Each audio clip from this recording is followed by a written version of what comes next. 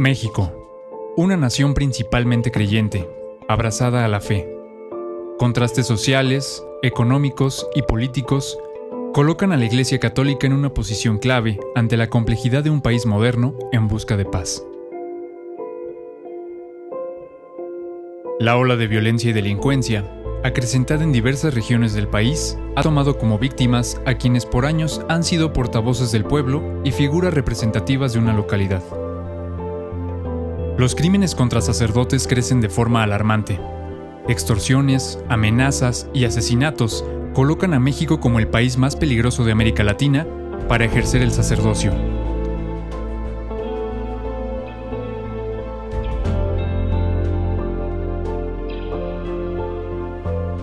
¿Crisis?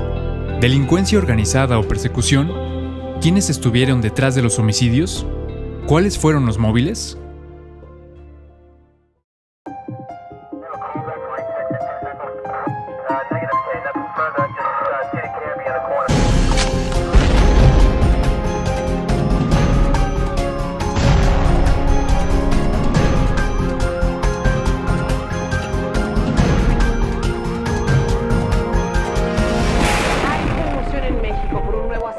De un sacerdote católico. Fueron asesinados esta madrugada 2 sacerdotes. Fueron asesinados durante un ataque a tiros en la carretera federal.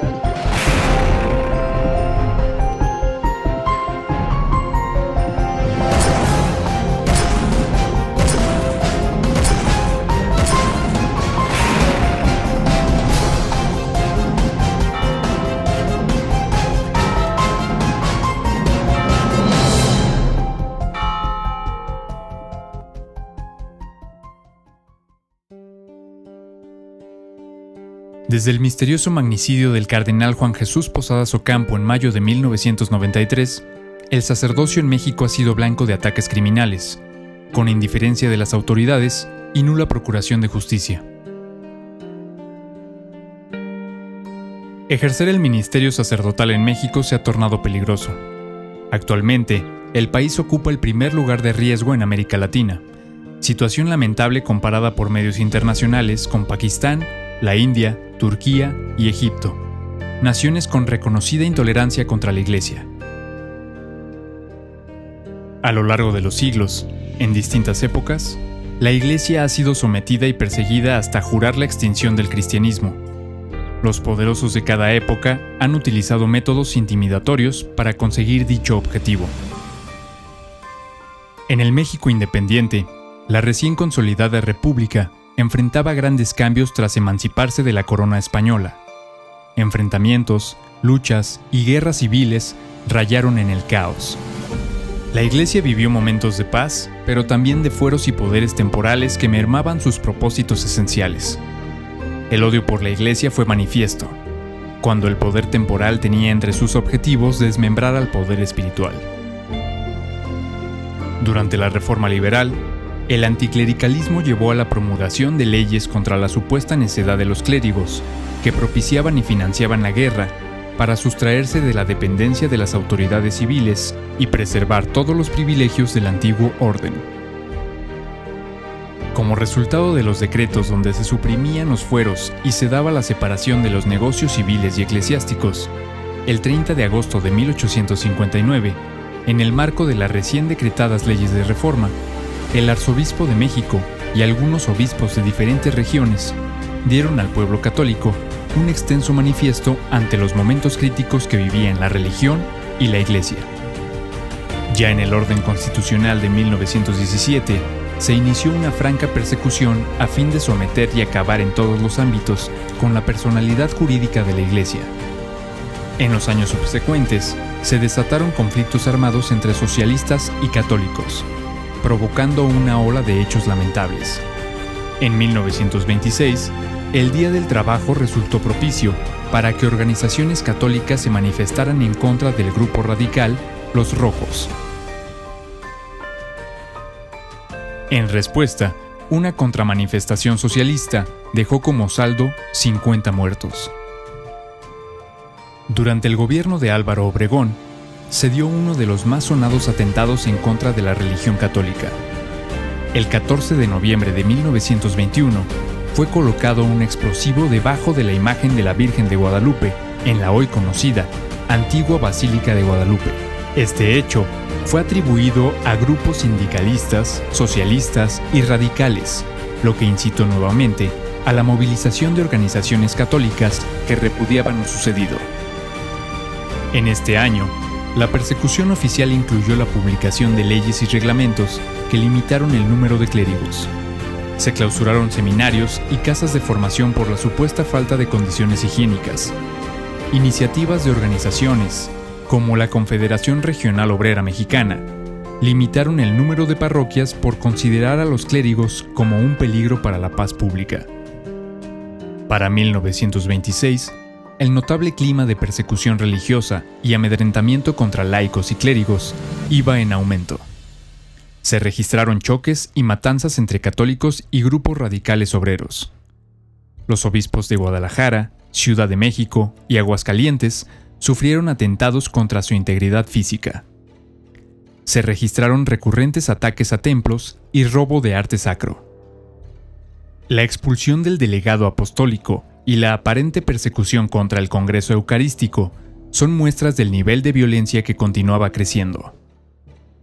La problemática que enfrentaba la Iglesia llegó hasta el Congreso de Estados Unidos, donde el senador republicano por Idaho, William Borah, propuso una intervención armada en México a causa de la persecución y conflictos entre católicos y los Camisas Rojas, grupo radical surgido en Tabasco, impulsado por el entonces gobernador Tomás Garrido, que pretendía implantar el modelo socialista en el país, llevando a cabo agresiones directas contra fieles católicos. Hacia 1967, la muerte del obispo de Ciudad Obregón, Monseñor José Soledad de Jesús Torres Castañeda, marcó un nuevo parámetro de violencia contra miembros de la Iglesia Católica. El 25 de marzo, después de reportar su desaparición, el cuerpo del obispo fue hallado en una zona apartada del municipio del Salto, a 100 kilómetros de Ciudad Obregón. El cadáver no dejó lugar a dudas. Monseñor Torres había sido asesinado. Los peritajes arrojaron que el cuerpo había sido torturado y presentaba claras señales de estrangulamiento. Al ser aprehendidos, los captores confesaron que el secuestro del obispo formaba parte de sus intenciones por empoderar una banda dedicada al terror, asalto y levantones. La actividad pastoral de muchos sacerdotes incomodó intereses de algunos poderosos. Tal es el caso del padre Rodolfo Aguilar Álvarez, sacerdote del arzobispado de Chihuahua, quien fuera asesinado el 21 de marzo de 1977. La crónica de Chihuahua describió: desde posibles órdenes giradas por el gobernador Manuel Bernardo Aguirre Samaniego hasta la probable mano asesina de latifundistas, las hipótesis sobre el asesinato del padre Rodolfo Aguilar convergen en una causa común: su indiscutible liderazgo social y su inoportuna labor ante intereses particulares. A la sombra de la impunidad, la persecución contra gente de pastoral continuó trayendo luto a la Iglesia. En marzo de 1987, el asesinato de la religiosa colombiana de la congregación, Misioneras de la Inmaculada Concepción, Luz Marina Valencia Treviño, volvió a ser un claro ejemplo de la recalcitrante violencia en el país. Luz Marina dedicó su labor pastoral a la defensa de la dignidad de las mujeres indígenas frente a las injusticias y corrupción que se vivían en el estado de Guerrero. Testigos presenciales relatan que la noche del 20 de marzo, 4 individuos armados con pistolas y armas largas irrumpieron violentamente en la habitación de Luz Marina. Tras forcejeos y golpes, fue arrastrada al patio de la casa, donde fue ultimada a balazos. Los criminales huyeron del lugar, mientras la religiosa murió desangrada la mañana del sábado 21 de marzo. El crimen más paradigmático, sin lugar a dudas, es el del cardenal Juan Jesús Posadas Ocampo, magnicidio minimizado con la benévola teoría de la confusión que culpabilizó al cardenal por estar en la hora y lugar equivocados.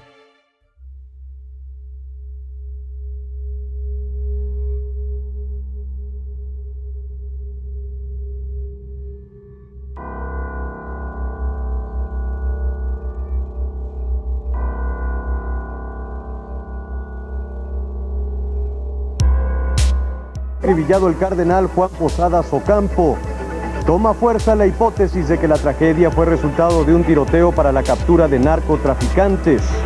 El presidente Carlos Salinas condenó enérgicamente los acontecimientos en la capital de Jalisco. Por lo que hace a los hechos trágicos en que perdiera la vida el cardenal Juan Jesús Posadas Ocampo, ocurridos el 25 de mayo de 1993 en el aeropuerto de la ciudad de Guadalajara, Jalisco, me permito informarles que por tal evento delictivo se integraron 4 procesos penales del Fuero Federal, consignándose a 24 personas y 6 del Fuero Común en que se ejercitó acción penal en contra de 22 sujetos.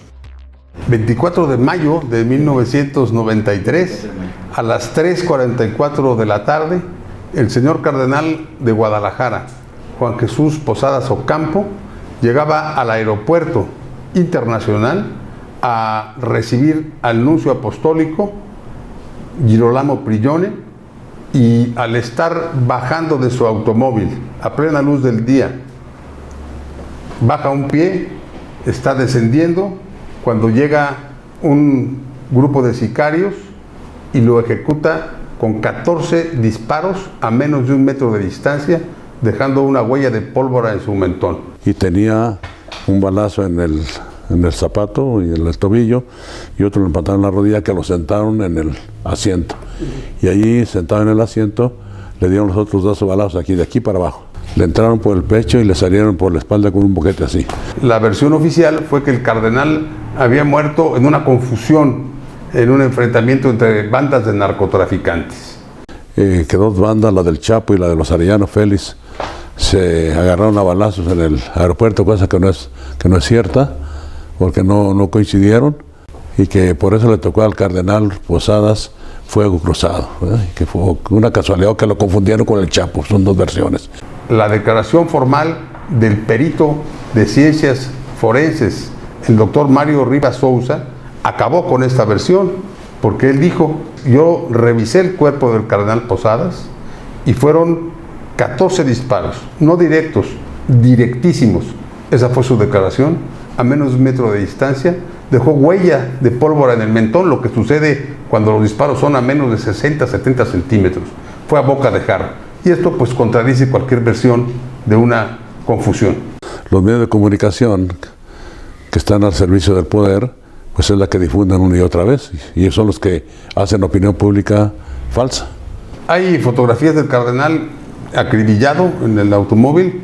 Él llevaba la cruz pectoral, no podía haber ninguna confusión a menos de 1 metro de distancia. Llevaba el alzacuellos, llevaba la cruz, y lo ejecutaron a 80 centímetros.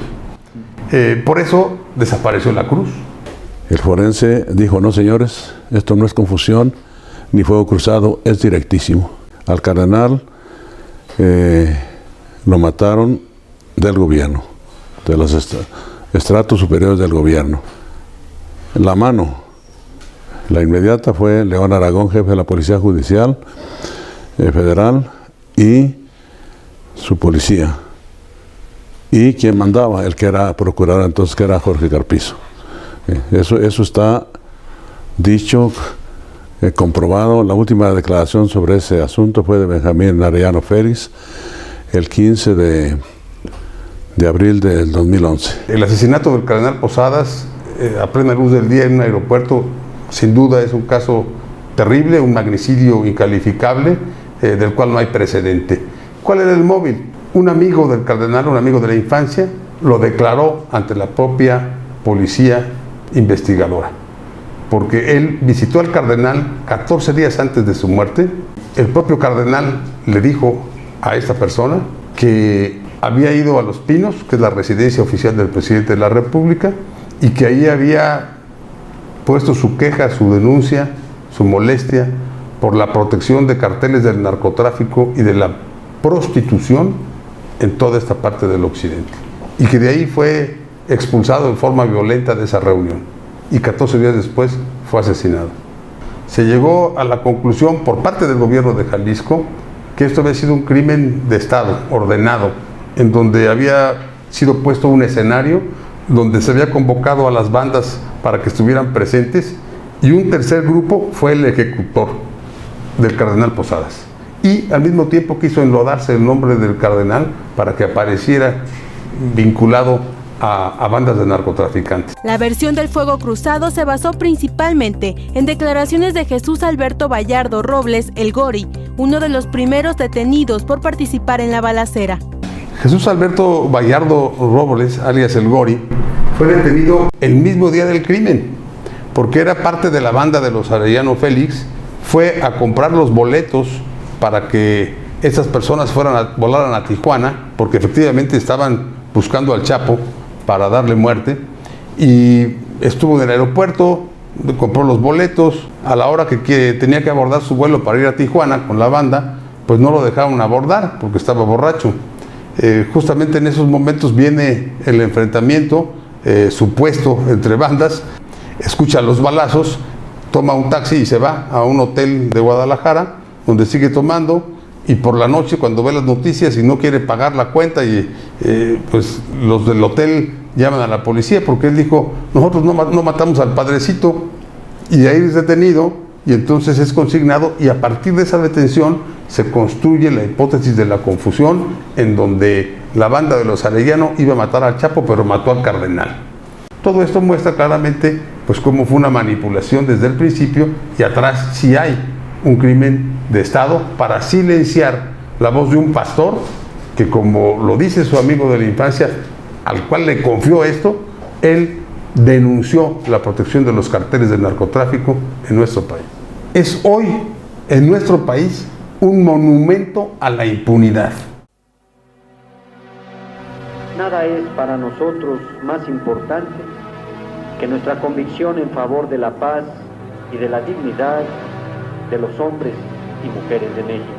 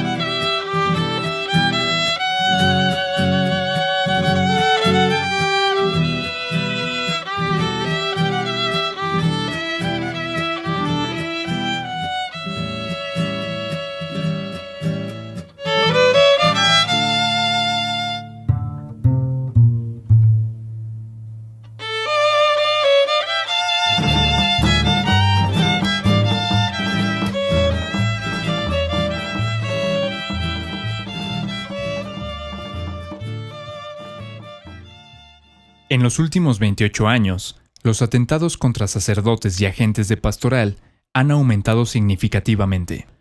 La grave crisis de violencia permanente que vive México conmociona a la opinión pública internacional. Los ataques contra sacerdotes y religiosos han ido en aumento en los últimos 5 sexenios.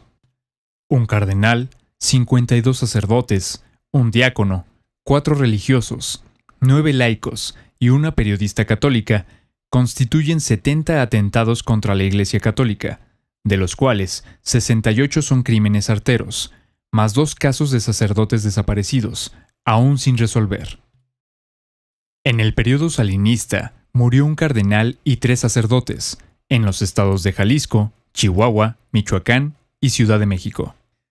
Con Ernesto Zedillo, 3 sacerdotes fueron asesinados, en Michoacán, Oaxaca y Coahuila.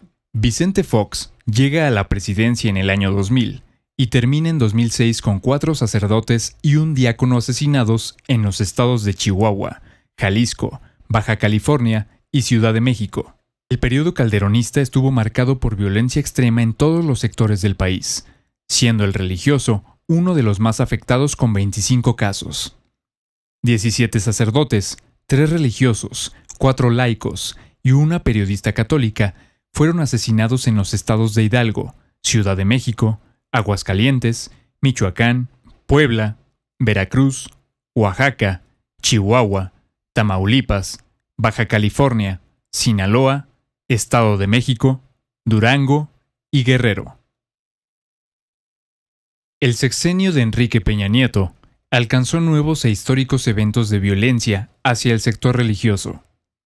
Con un registro de 24 homicidios contra sacerdotes, 6 laicos, 2 secuestros frustrados y 2 sacerdotes desaparecidos, sin contar los atentados a las oficinas de la Conferencia del Episcopado Mexicano y el primer hecho de sangre registrado dentro de la Catedral Metropolitana, que terminó con el asesinato de un sacerdote después de celebrar la misa. Los estados afectados fueron Colima, Baja California, Veracruz, Estado de México, Chihuahua, Guanajuato, Puebla, Nayarit, Jalisco, Morelos y Guerrero, siendo este último uno de los más golpeados por el crimen organizado. Yo siempre he dicho, por desgracia, que el estado de Guerrero está completamente lleno de narcotraficantes. También he afirmado que la autoridad se ha visto superada por estos señores que son realmente los que mandan, los que deciden en los distintos territorios. El auge de las circunstancias de violencia e inseguridad en las que se encuentra México nos lleva a corroborar que nuestro país se ha vuelto un lugar peligroso para la misión de la Iglesia. Guerrero ha sido en los últimos años uno de los estados en donde convergen diferentes grupos del crimen organizado que buscan constantemente la disputa de territorios. La mancha de la violencia se va extendiendo. Nosotros llevamos las cuentas de los sacerdotes, pero hay que contar los desaparecidos, hay que contar los asesinatos de ciudadanos, de Felipe Calderón. Cuando terminó se hablaba de 110,000 y ahorita andamos en 250,000, o sea que quiere decir que en este sexenio se ha multiplicado más. Prueba de ello es la tendencia de las cifras en homicidios que va en aumento. Por ejemplo, en los primeros 3 meses del año 2015 se registraron 433 casos. En 2016 aumentaron a 464. En 2017 fueron 550. Y en el año 2018, el primer trimestre registró un total de 572 homicidios efectuados en dicho estado. Sin dejar de lado el lamentable episodio en 2014 donde 43 estudiantes de la Escuela Normal Superior Isidro Burgos, en Ayotzinapa, desaparecieron. La tasa de homicidio en Guerrero se mantiene persistentemente alta. Guerrero es, prácticamente, un estado gobernado por el crimen organizado. La Iglesia Católica no está exenta de la ola de violencia registrada en esta entidad. A la fecha, son 10 los casos que nos dan a conocer parte de la magnitud de este fenómeno. 6 casos son directamente contra sacerdotes, quienes ejerciendo su labor pastoral fueron asesinados.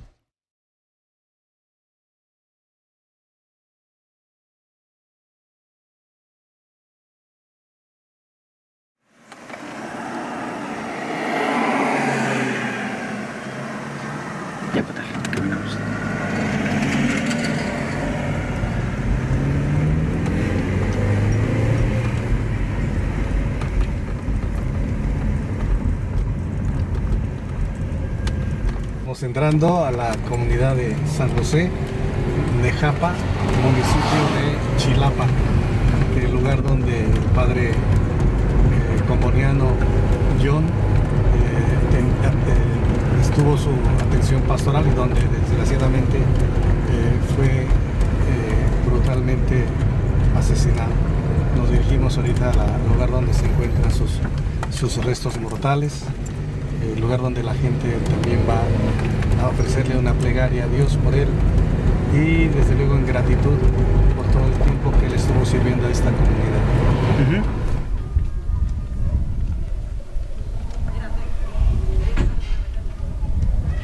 Yo tengo el caso del padre John, fue secuestrado, fue asesinado, sabemos que fue uno de los cárteles que lo asesinaron, pero hasta hoy día no se nos ha dicho nada, no se ha clarificado la situación. Pero el 30 de abril que salió de aquí era la misa fue a las 7, fue a las 6. Allá fue a las 6 y lo secuestraron como a las 7 por ahí. Ya venía luego saliendo, casi saliendo luego. Lo agarraron, lo maniaron. Saliendo luego ahí lo agarraron. De la celebración. Todavía dice que la gente los vieron cuando subieron para arriba y se escondieron porque tenían miedo. Luego uno se llevaron el coche, iban nada más dos. Uno se llevó el coche y otro iba adelante solito, iba el padre. Y se fueron para el cerro, pues para ahí, para el monte. Pues le hicieron lo que quisieron y lo maniataron y lo tiraron boca abajo y se lo llevaron para San Marcos en una camioneta de esas de Redila. Y su coche también así se lo llevaron y allí lo regresaron para Chilapa y allí en el terreno lo vieron pasar como a las 11 de la noche. Iban 3 carros. Su carro del que lo llevaba y luego la camioneta de Redila y atrás otro carro. Y se los llevaron. Y ahí dicen que lo regresaron otra vez para acá. Y lo anduvieron martirizando. Dicen que anduvo aquí en todo Nejapa. ¿Y recuerdan cuánto tiempo estuvo desaparecido? Tardó mucho tiempo. No recuerdo cuánto tiempo, pero sí tardó mucho tiempo. En localizarlo. La gente me imagino que lo buscaba, pedía algo. No se sabía. Casi al año cuando los di a Ayotzinapa, entonces ya lo encontró. Doña Nieves, vamos al basurero a ver si lo encontramos allá. Dice, no, allá no va a estar. Y ya entonces se fue mi hija, se fueron para el cerro a buscar a las cuevas, todo eso por allá. Y aquí salieron 100 hombres para San Marcos. De San Marcos ya no los dejaron pasar para allá. Seguro que él estaba más allá de San Marcos y ya no los dejaron pasar la policía. Yo digo, a pesar de que ha pasado ya varios años, nos hemos encontrado con unas personas que realmente han expresado el gran cariño que le tienen al Padre John y que su legado sigue sembrado en su corazón. Esto es lo bonito de la obra.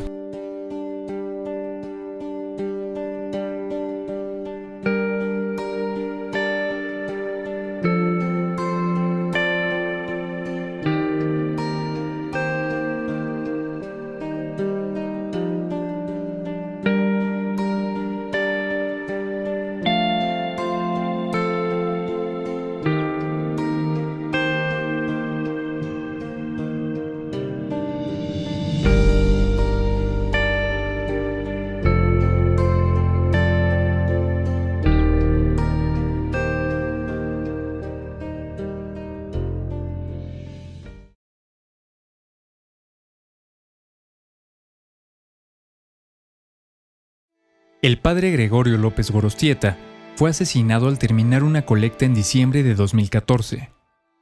Un grupo de hombres armados esperó al religioso al interior de la casa de formación de Altamirano y lo sustrajo con violencia. 3 días después, su cuerpo fue encontrado con visibles señas de tortura y heridas de arma de fuego.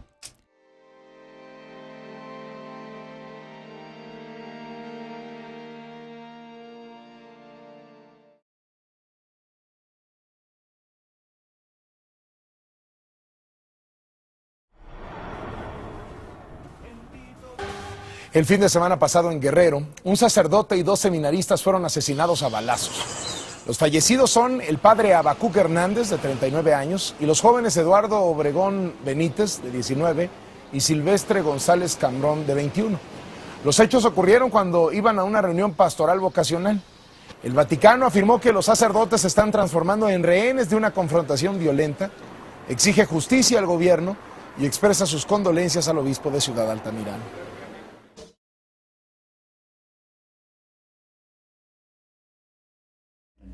Que saliendo de la comida, después de todo lo que su ceremonia, hubo comida y después de la comida se despidió y se vinieron.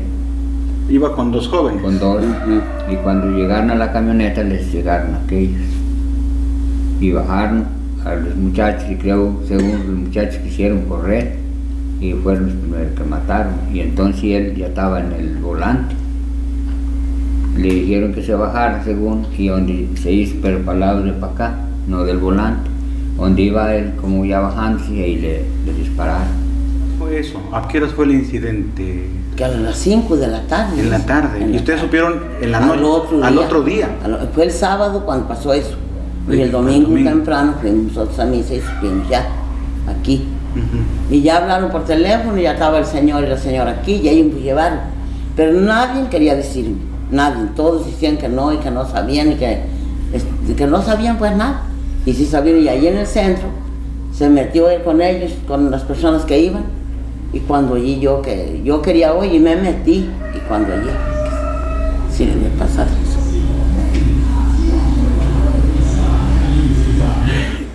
Asesinaron a un sacerdote y 2 seminaristas en Altamirano, Guerrero. Los religiosos volvían de oficiar una misa cuando un grupo armado los bajó de su camioneta y los baleó. Las autoridades ya investigan el crimen. Geográficamente la diócesis de Ciudad Altamirano tiene territorio del Estado de México. De hecho, ya Tierra Caliente, en esta zona. De acá es el padre Abacuc y el padre Gregorio, asesinados de esta diócesis. Lo nombran a él director de la obra de las vocaciones sacerdotales por su carisma, por su testimonio de vida que atraía a otros jóvenes al sacerdocio. Lo nombran director de la obra de las vocaciones sacerdotales, de la OPS. Entonces su labor era andar por toda la diócesis, en cada parroquia, en cada capilla, en donde la gente quería darle a la obra de las vocaciones. Siempre hablaba del gran amor que tenía por la iglesia, por su ministerio sacerdotal. El gran cariño, el gran amor que le tengo a nuestro Señor Jesucristo, a Dios mismo y a nuestra Madre, la Virgen de Guadalupe, puesto que soy guadalupano, he consagrado mi corazón sacerdotal a ella. Acababa de celebrar, era el día de San Antonio de Padua, en una de las comunidades de Colonia Progreso, perteneciente a Arcelia. Y acababa de celebrar la misa.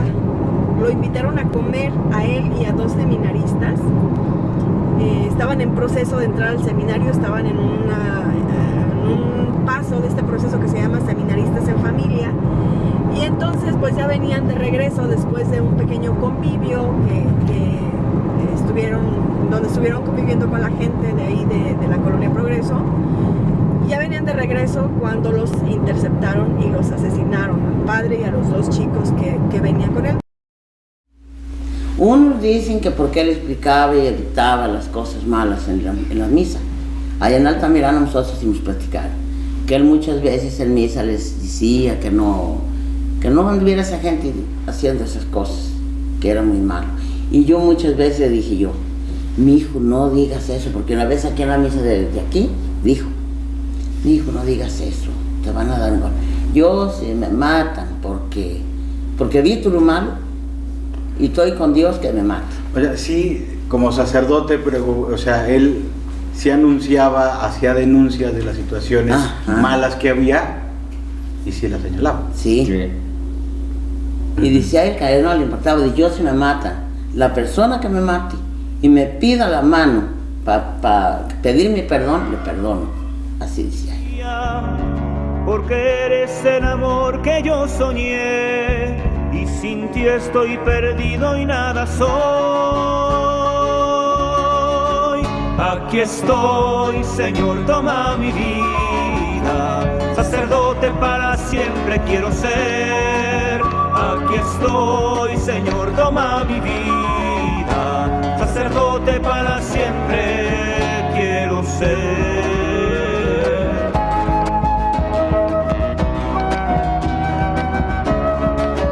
Al postrarme en tu presencia estoy temblando, consciente de mi nada y pequeñez, y al levantarme con tu espíritu divino, tu siervo consagrado yo seré.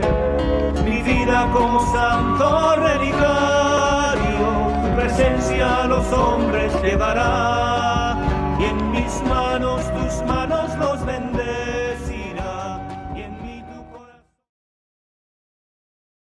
El ataque a los sacerdotes, insisto, es esta pérdida de valores que tenemos dentro de la sociedad, que como dice por ahí un artículo, hoy ni la sotana respetan, barren parejo. Y lamentablemente pues en esos 3 últimos años ya hemos tenido 6 asesinatos, 3 de Ciudad Altamirano, 2 aquí en Chilpancingo y el de Acapulco.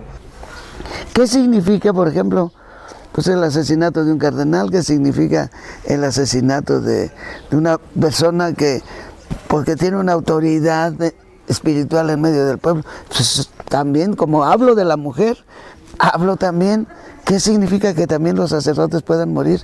Pues que cualquiera puede morir, ¿eh? Sépanlo, sépanlo. Y no vamos a investigar, esto es lo que queda. Sepa, cualquiera puede morir y así se va a quedar. Ese es el mensaje que nos quieren dar. Si a un consagrado lo asesinan, pues es más fácil que nos asesinen a todos los demás, ¿no? Entonces ya no respetan a un sacerdote, pues no respetan a nadie prácticamente, ¿no? Claro que esto ha provocado mucha tristeza en la sociedad, ha provocado tristeza en los católicos y sobre todo pues ha provocado un tanto de rabia en contra de las autoridades, porque el método que han seguido ellos es de victimizar a los sacerdotes, culpabilizarlos. Se siente tristeza, dolor, sufrimiento, impotencia, porque pues no hay una investigación, no hay las condiciones para que realmente se haga justicia. Todos estos asesinatos permanecen impunes, las desapariciones forzadas permanecen impunes, los muertos, los miles de muertos que lleva esta famosa guerra contra el narcotráfico permanecen impunes.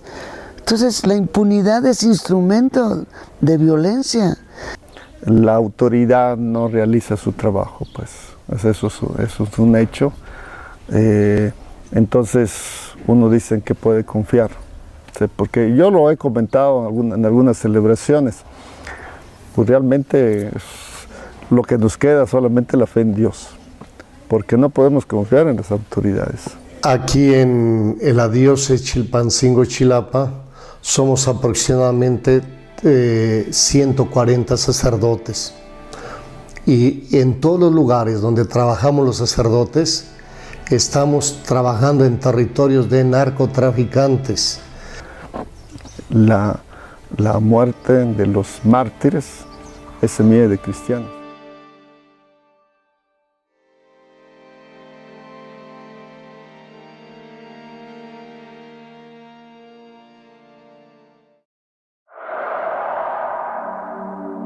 México se ha convertido en uno de los países donde se reportan más personas desaparecidas. De acuerdo con el Registro Nacional de Datos de Personas Extraviadas o Desaparecidas, hasta el día de hoy no se sabe el paradero de cerca de 30,000 personas, concentrándose más de 82% de los casos en 11 estados, siendo Michoacán una de las entidades más afectadas. El 29 de diciembre de 2012, el padre Santiago Álvarez Figueroa, de la diócesis de Zamora, después de una jornada de trabajo y de haber celebrado la Eucaristía en las cercanías de Jacona, desapareció sin dejar rastro alguno.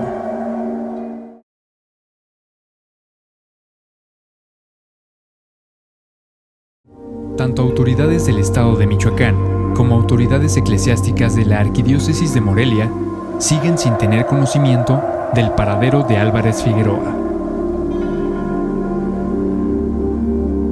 Él era caritativo, ayudaba a las personas en lo que él podía. Él era un niño desde niño fue un niño muy sencillo, muy humilde. Él fue a celebrar una misa de una prima que se iba a casar. Fue el 27 a las 5 de la tarde. Y nosotros pues lo esperábamos a esa misma noche, ¿verdad? Porque tenía compromisos aquí de la fiesta que se esperaba en los primeros de enero. El 2 de enero iba a ser la fiesta del ausente, de cuando vienen las personas de Estados Unidos, y él lo pusieron de encabezado para organizar la fiesta, y él andaba pues trabajando pues bien, ¿verdad? Pero no llegó esa tarde o esa noche. Otro día tampoco en la mañana ya le empezamos a hablar, a ver si estaba en el seminario, a ver qué había pasado. Y pues no, ya no se supo de él. Muy doloroso. Que si hubiera muerto, si lo mataron y lo hubieran dejado, yo ya hubiera sabido y ya lo hubiera recibido. Pero así no sé si está muerto o está vivo. Hay veces que en la noche que oigo un ruido afuera, me levanto y digo, no llegaría. Como todavía con la esperanza de que haya llegado, pero no. Mientras no lo reciba yo muerto, lo que haya quedado de él, se lo tragó la tierra. Y a veces les digo que cómo va a ser posible que haya más gente mala que buena, que nadie dé una razón de él. Miren, ahí está sepultado, vayan, recójanlo ya es tiempo. Que nos ayuden a encontrar su cuerpo, si no está vivo, tiene que estar muerto. Si vivo no lo encuentran, que nos ayuden. Que es una desesperación vivir así. Una constante desesperación. Parece que no me salgo así. Hay personas que dicen, ay, todo pasó. Y como que piensan que ya no me acuerdo. Pero no pasa. Y es como el primer día, igual.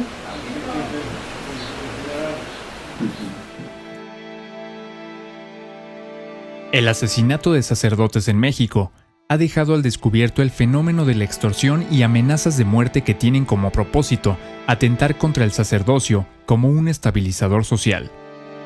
De no detenerse, estas actividades delictivas pueden dar origen a más eventos de violencia con desenlaces mortales.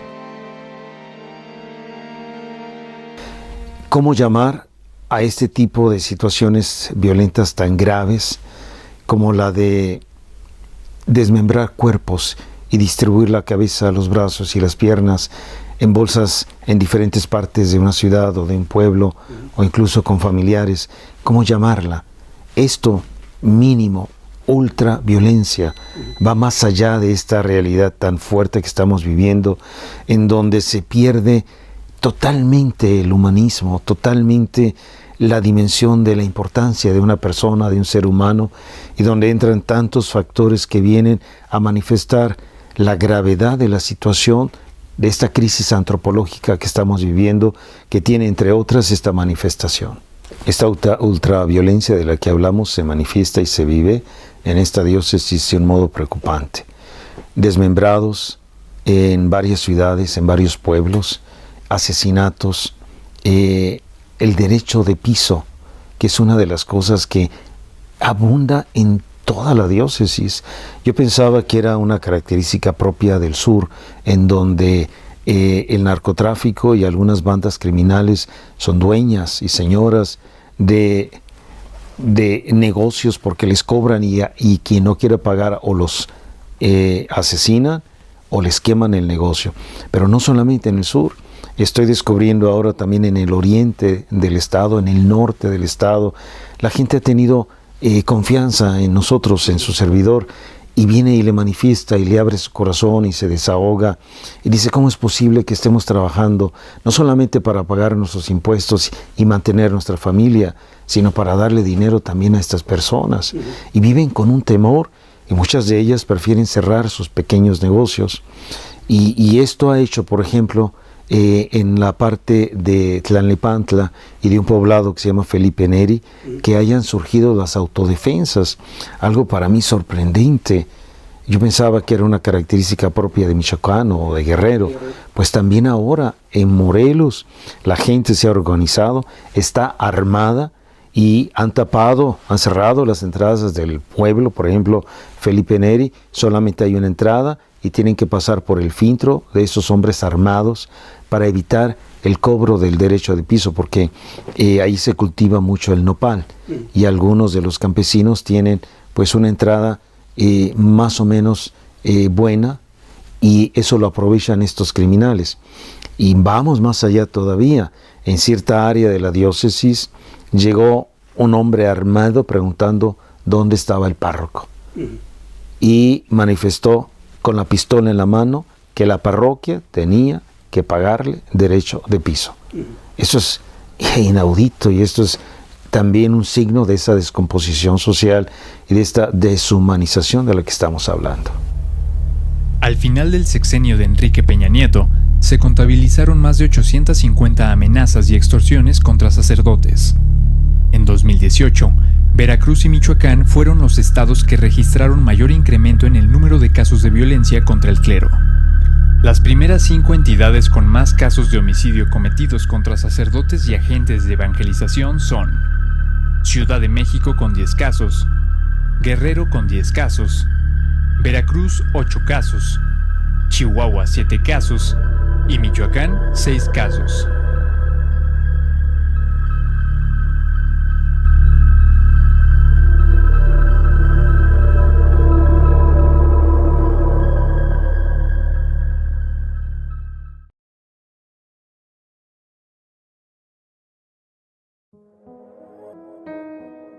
México encabeza la lista de los 20 países de América Latina que por una década consecutiva se ha bañado con la sangre de sacerdotes, religiosos y laicos. Le siguen en peligrosidad Colombia, Brasil, Venezuela, Estados Unidos, Guatemala, El Salvador y Perú. En el periodo comprendido de 2005 a 2018, Guatemala, El Salvador y Perú registraron 3 casos. Estados Unidos 5, Venezuela 7, Brasil 23 casos, Colombia 37 y México con 70 casos al día de hoy. A nivel mundial, la República Mexicana es calificada como un país en especial observación. Es comparada incluso con naciones como la India, Pakistán, Turquía y Egipto, que sufren serios problemas de intolerancia y constantes violaciones sistemáticas a los derechos humanos, según fuentes de libertad religiosa internacional.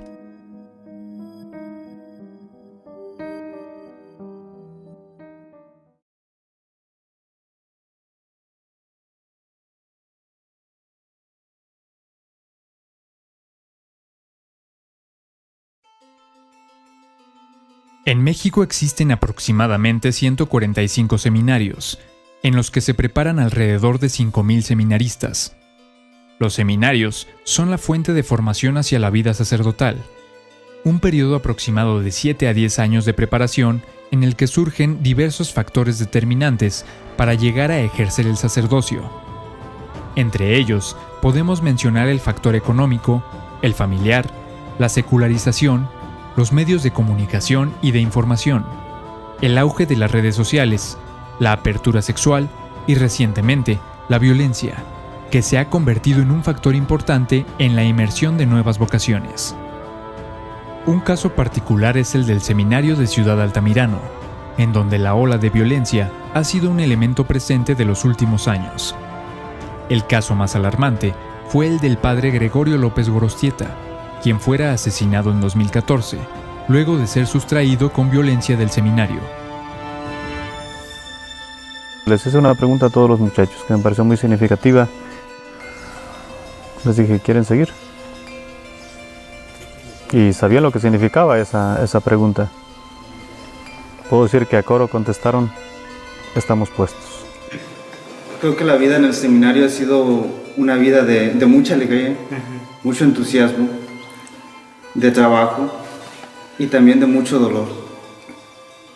Una vida también con miedo. Quiero rescatar ahorita un momento muy significativo de mucho temor, cuando mataron al padre Goyo. Yo estaba en este seminario cuando lo mataron. Fue precisamente antes de Navidad.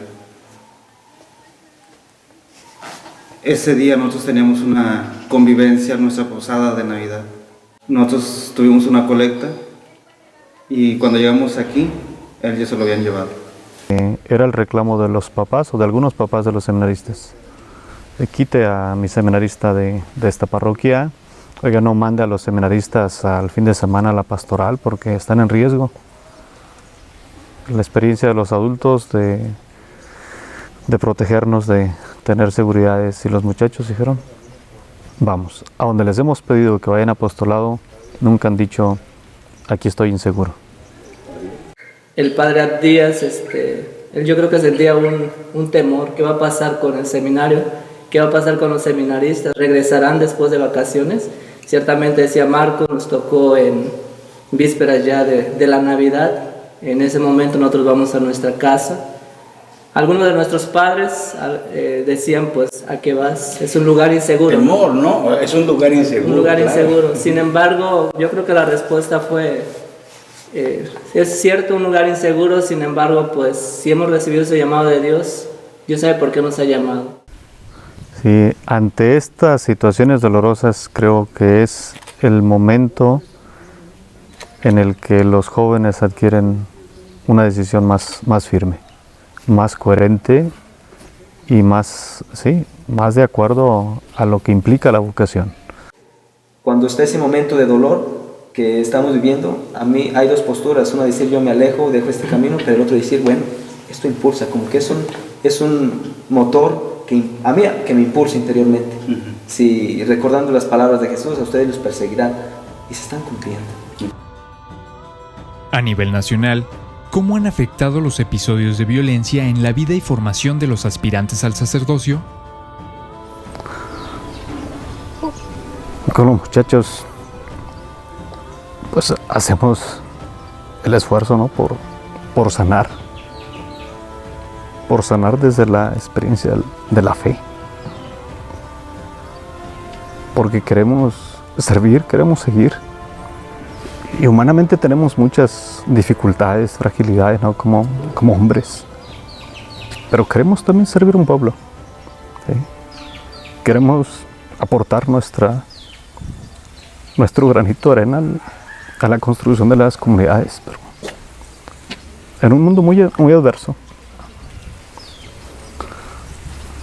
Claro. Entonces hay esperanza y queremos construir esa esperanza y la vamos construyendo ya desde aquí, desde el seminario, en la misma relación de unos con otros, en la misma formación también que llevamos, y pues no se diga también en la comunidad. Gracias a Dios pues tenemos el apostolado los fines de semana en donde podemos salir a las comunidades y poder transmitir esa esperanza también. Ante una realidad que es muy adversa, pues muchos laicos tienen esperanza. Porque también ellos, pues si no tuvieran esperanza, ya se hubieran ido.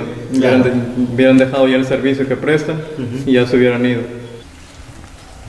Y fundir por un lado a los muchachos esperanza, confianza, paz. Pero se necesita paz para formarnos.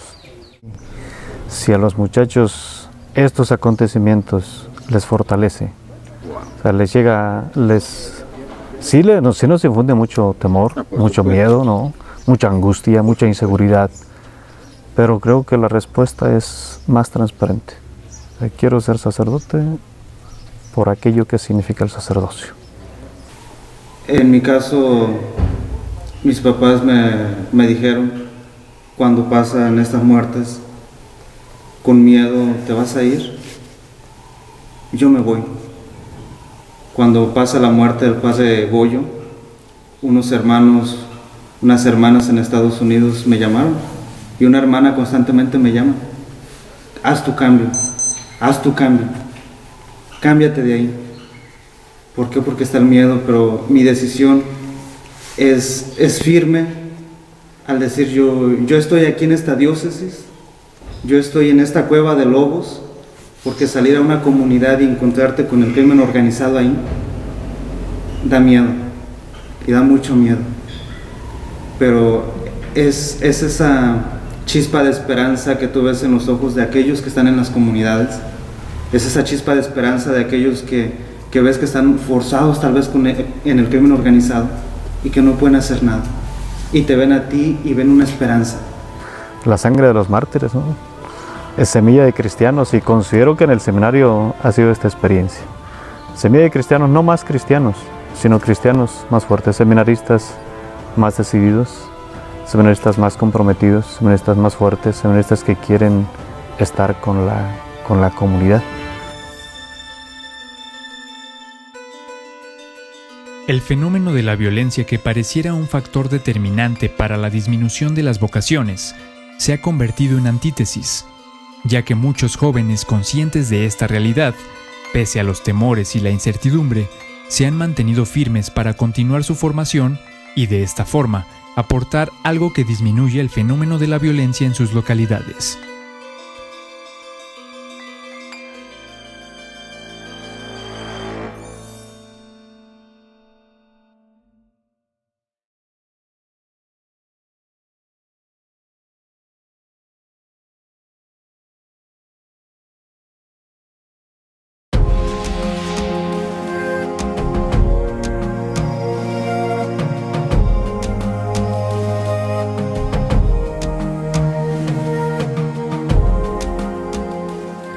Un efecto secundario que denota la violencia en contra de la Iglesia Católica en México lo vemos reflejado en el aumento de ataques y profanaciones, así como en el robo de arte sacro a templos y recintos sagrados en toda la República Mexicana.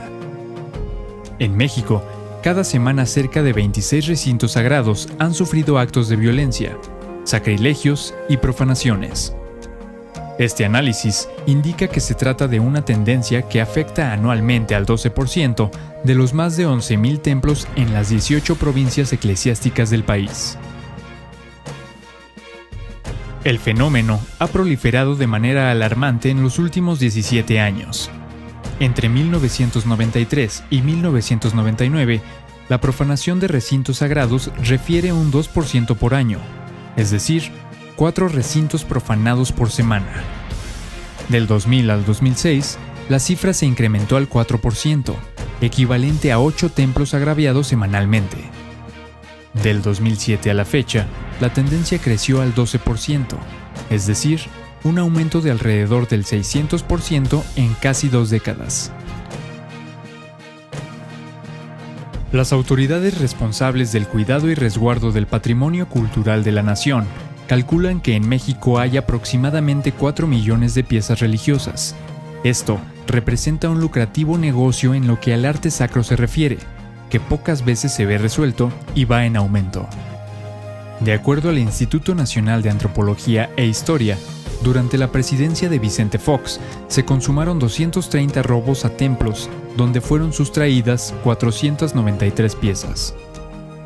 En los sexenios de Felipe Calderón y Enrique Peña Nieto, cerca de 1,000 iglesias han sido atacadas con un número indeterminado de piezas de arte sacro robadas.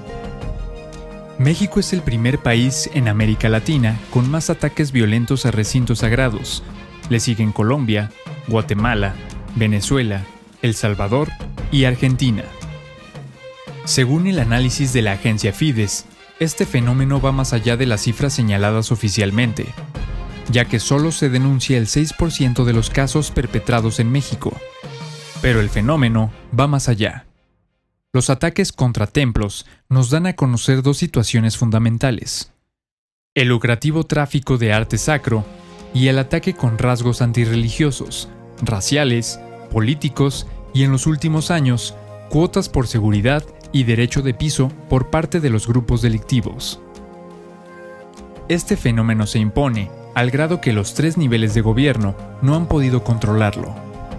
La razón es clara: las averiguaciones y carpetas de investigación quedan sumergidas en embrollos burocráticos sin ofrecer soluciones reales y completas. Es necesario restaurar la tranquilidad al interior de los lugares de culto, que vuelva la paz de los fieles y el respeto a los recintos más venerados por los creyentes. Los templos sagrados en México, cualquiera que sea su denominación, tienen en sus fines la reunión pacífica y segura de ciudadanos para ejercer su derecho de creer y manifestarlo en el marco de la ley. Este recorrido nos ofrece la posibilidad de reconocer, por una parte, el importante liderazgo del clero relacionado al quehacer de la denuncia en situaciones injustas, y por otro lado, el valor de la presencia del sacerdote como custodio y defensor de los derechos humanos, de su liderazgo humanitario en beneficio de las personas más vulnerables que lo hacen ser un estabilizador social, que hoy más que nunca se ve opacado mediante la fuerza contundente del crimen organizado. Los casos aquí compilados no determinan las causas. Todo apunta a la incidencia de la delincuencia organizada como uno de los generadores. El odio por causa de fe ha provocado el desprestigio de la institución, venganzas con tintes de crueldad y daño al tejido social. La persecución y odio contra la Iglesia y sus ministros revela el gran poder moral de sus figuras, el mismo que afecta a los intereses particulares de los grupos delincuenciales. Aún quedan muchas incógnitas. ¿Quiénes estuvieron detrás de los homicidios? ¿Cuáles fueron los móviles? ¿Cuál ha sido el resultado de las sentencias? ¿Qué consuelo tienen las familias de las víctimas? Veracruz, Michoacán, Ciudad de México, Guerrero, Chihuahua, Sinaloa, Durango, Tamaulipas, Puebla, Estado de México, Morelos y Oaxaca están en línea de fuego como zonas de alta incidencia. Regiones donde los sacerdotes viven violencia como en tiempos de guerra, poco visible, pero equiparable a la que atraviesan periodistas, mujeres, niños y grupos vulnerables. ¿Cómo impedir otro crimen? ¿Qué hemos dejado de hacer? La indiferencia de autoridades y sociedad civil robustece esta realidad dura y triste. Pero la fe no se debilita. Persiste la esperanza capaz de revertir el dolor para construir el camino hacia una sociedad más justa.